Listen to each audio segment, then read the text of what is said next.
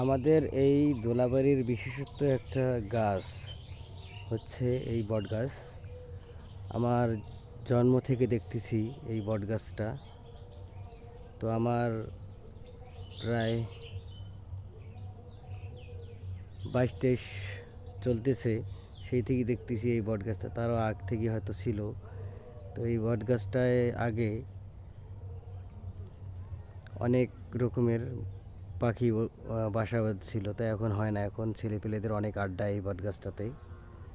তখন সেরকমভাবে পাখি বলেন, অতিথি পাখি আগে আসছিল, এখন আর সেই অতিথি পাখি এখন আর আসে না।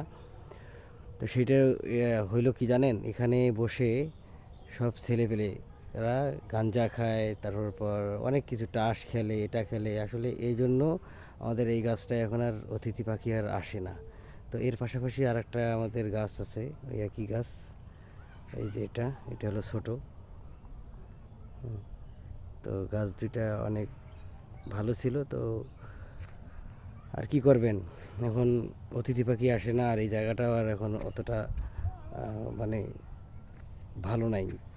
সব ছেলেপেলেরা এখানে আসি আড্ডা দেয়, এই কারণে আর কি এই জায়গাটা আর অতিথি পাখি আর আসে না, আর জায়গাটা এখন নিরিবিলি হয়ে গেছে।